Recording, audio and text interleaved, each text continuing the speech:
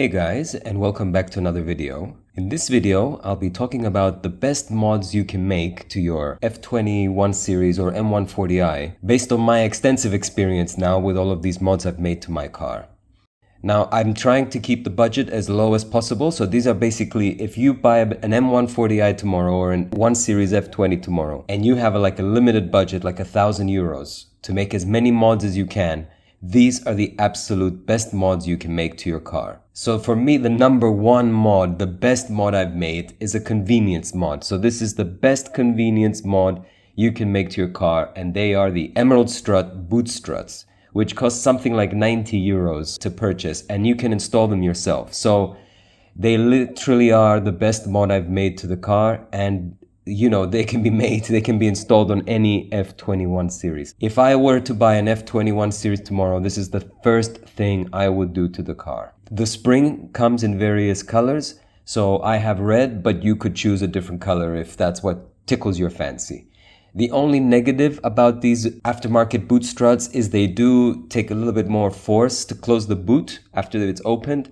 But honestly, this is the best mod I've made to the car from a convenience point of view. The second mod I want to mention is the best handling mod I've made to the car, and I've made quite a few so far, but the most impressive handling mod I've made to the car is the Ultra Racing front strut brace. This is pretty easy to install, and it does absolutely transform the way the car corners. This strut brace costs about €170. Again, it doesn't break the bank.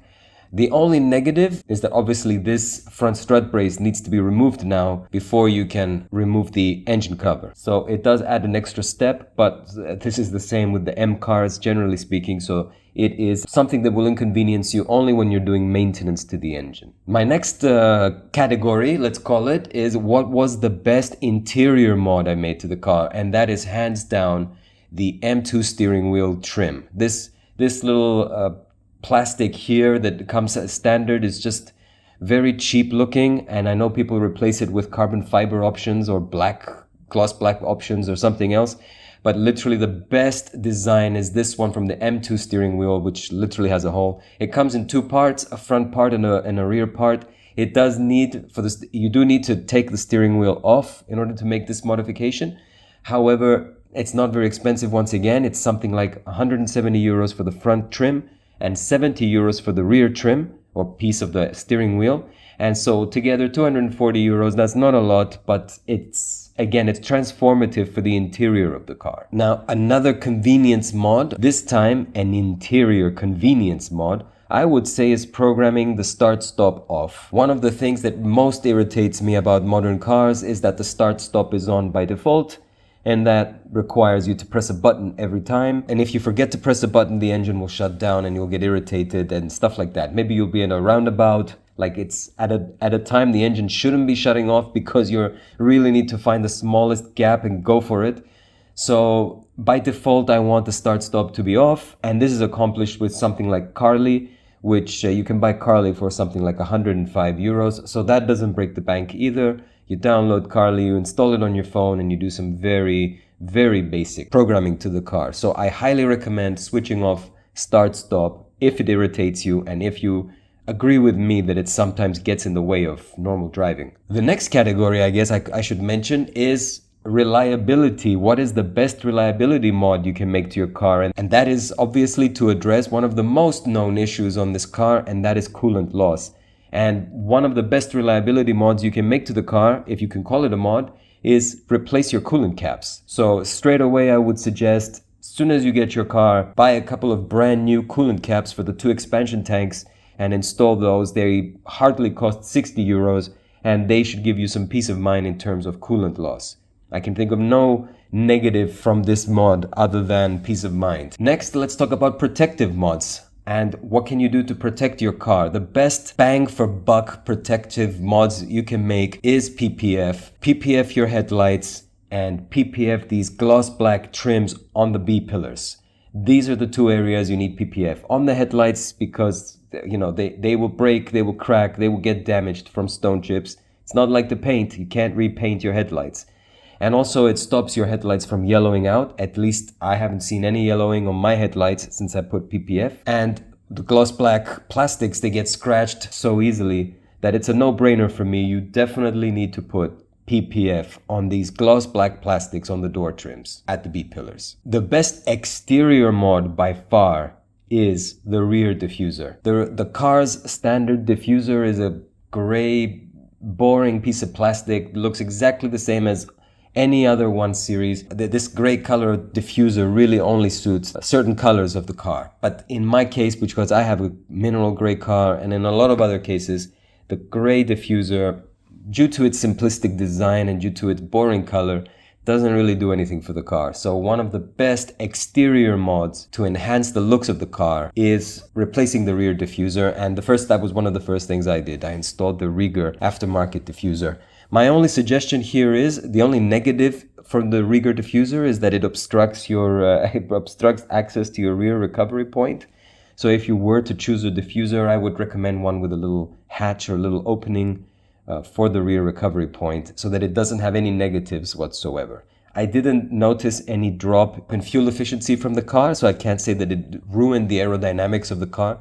The diffuser is there to enhance the aerodynamics of the car at the end of the day. BMW is very proud of the fact that the BMW 1 Series, the F20 1 Series, has a very low coefficient of drag, and so any mods you make technically or theoretically can ruin that. It's very unlikely that you could improve that coefficient of drag.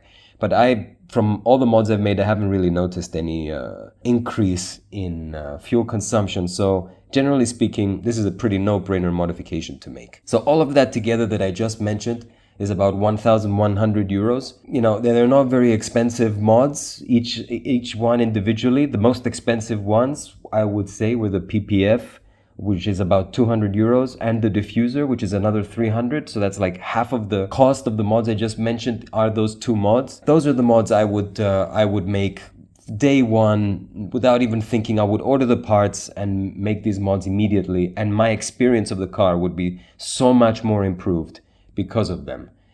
And okay, let me mention 3 more, which are like honorable mentions. The puddle lights, the door puddle lights, they're pretty impressive, I have to say. They make you smile. They're not very expensive either. They're just 90 euros. I wouldn't say they're a must-make mod, but bang for buck, they do give you a lot of pleasure having these mods. So I do suggest those as well.